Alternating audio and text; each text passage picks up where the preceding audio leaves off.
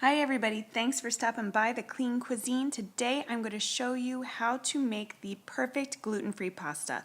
All these beautiful dishes were dishes that I made with, you guessed it, gluten-free pasta. But it is not easy to make if you don't know how. So I'm going to show you the tips and tricks needed to make the perfect pasta every single time. Keep in mind what I'm showing you is with spaghetti pasta.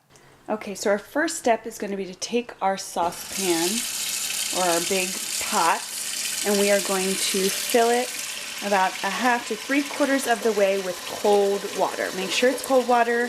You're not trying to cheat and add hot water so it'll boil faster. You always want to start with cold water. So I'm going to let mine come up, like I said, just above half to about 3/4, a little bit more. And that looks good. We want to make sure that the pasta has enough room to kind of move around in the pot. So let's take this over to the stove and we're going to put it on high heat. Alright, so my stove is set on high. Just going to sit my pot on there.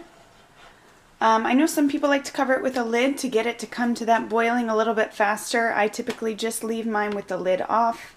At this stage you can do whichever you prefer, but I'm going to let that water come to a rapid boil.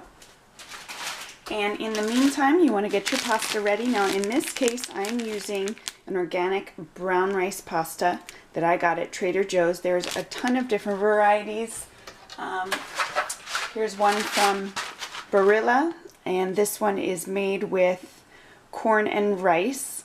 I don't like to use this, to be honest, because it's not a gluten-free corn, and as many of you know, corn has been laden with genetically modified organisms and all this other bad stuff. So I prefer to always make sure that I get mine organic. And again, in this case, it's the brown rice pasta, spaghetti style. So I'm going to set that aside, let my water come to a rapid boil. Again, you want to make sure it is a rapid boil, and I'll talk about that in just a minute. But for now, let's let that pot get going. Okay, we're back. You can see it's rapidly boiling, and there's a couple reasons we want it to come to this sort of boil. If you put your noodles in at sort of a soft rolling boil, you have a lot more chance of getting those kind of, we call them spaghetti logs, where all your spaghetti is sticking together.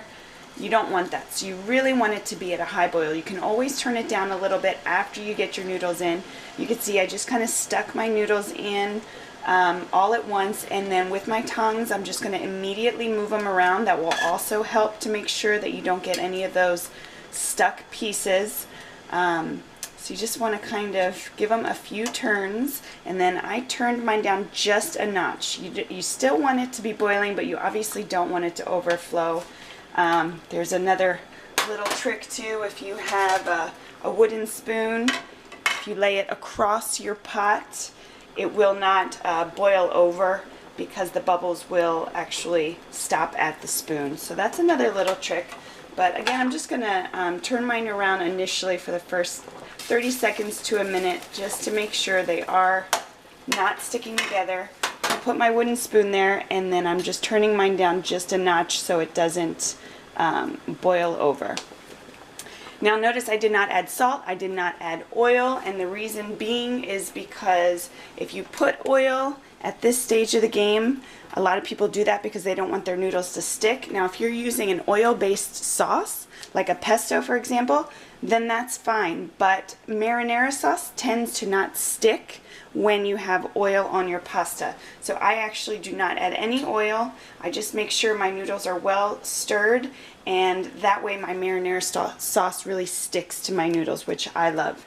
Also salt. Salt I think is one of those things that is not necessary in this step at all. You can always salt your pasta afterwards, so I omit that as well. And you can see the bubbles came up to the wooden spoon and kind of dissipated. So again, that's a good little trick if nobody knew that before. So I'm just going to let these boil. Now when I put my noodles in, I immediately go to my timer, which I forgot, so I'm going to take off 30 seconds. But my noodles for gluten-free you want to go anywhere from 7 minutes and 30 seconds to 9 minutes. That's usually the perfect doneness. And I hear a lot of times people's frustration with gluten-free pastas is that they say it tastes like mush. Well, unfortunately the problem there is they're just not cooking it right.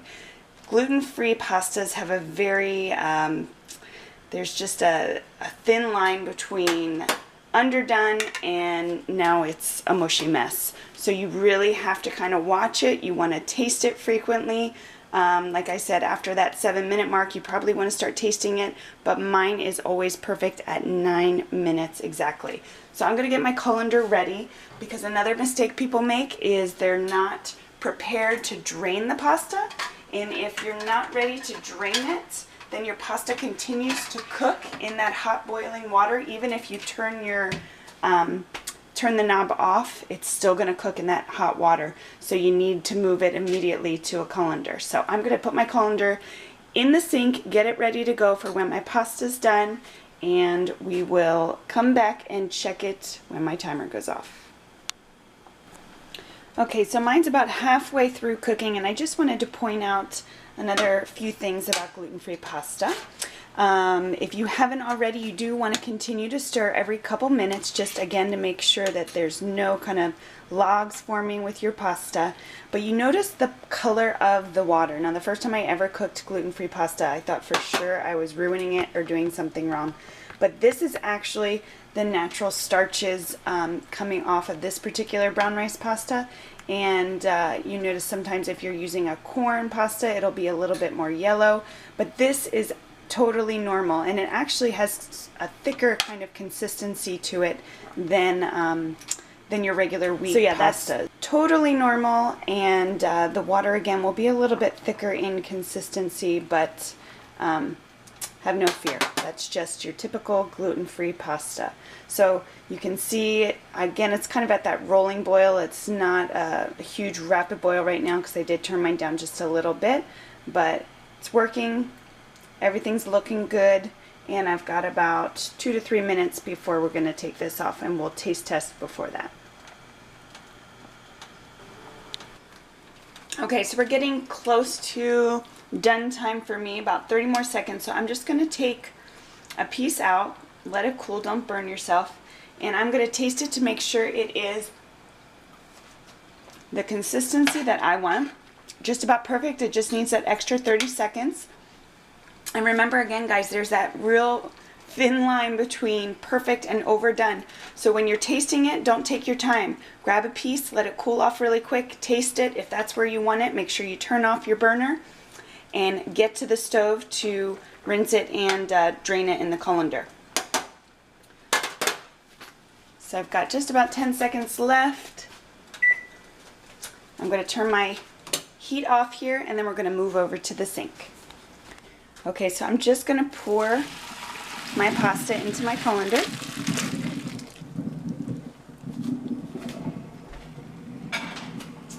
And then what I do is I actually rinse it. Instead of using cold water, I like to rinse mine with hot running water. And what that will do is that will help to remove, there's still a lot of starch on the pasta. You can see when you kind of play around with it, it's still really sticky. And again, that's just the extra starches on this particular kind of pasta. So I'm going to let my water run until it's hot. And then come over here and just toss it really good. Make sure it's rinsed. Move it around with the tongs.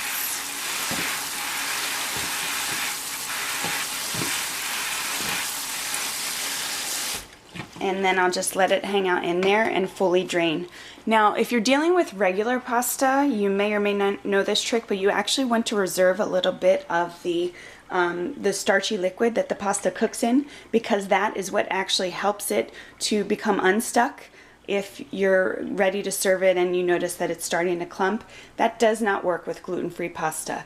So you actually do not want to reserve any of the liquid. The trick with this sort of pasta, the gluten-free pasta, is that if you notice you're getting ready to serve it and it's kind of starting to clump, again, you just take the hot water spigot and rinse it a little bit with some hot running water, and voila, your pasta is loose and ready to go. Okay, so I just wanted to show you, I let the pasta sit for a little bit just to show you that trick with the hot running water.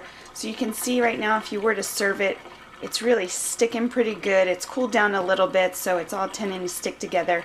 So I'm just going to show you, if you use your hot water, how quickly it kind of all comes back to sort of that nice, loose, soft pasta. So again, that's the trick with gluten-free pasta. If it's starting to stick, you just use a little hot water to break it up, and then you can let it drain real quick before you add your sauce or whatever it is. One other thing about gluten-free pasta. I had a friend of mine who was trying to be so sweet, and she brought me her delicious cold pasta salad, but she used gluten-free pasta instead of the regular. Unfortunately, gluten-free pasta is not good cold.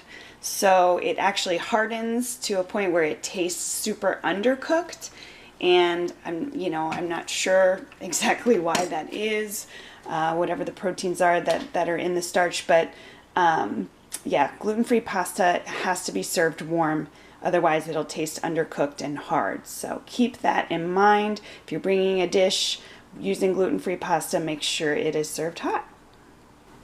I hope you guys enjoyed this video. I hope it was helpful for you. Please leave a thumbs up if it was, and stay tuned, guys, for more super easy, clean meals your whole family will love. And if you're looking for some great sauces to top this with, stay tuned. I already have a marinara sauce that is posted and up for you to view, but I'll be doing a fresh basil pesto this week as well. Thanks, have a great day. Don't forget to subscribe.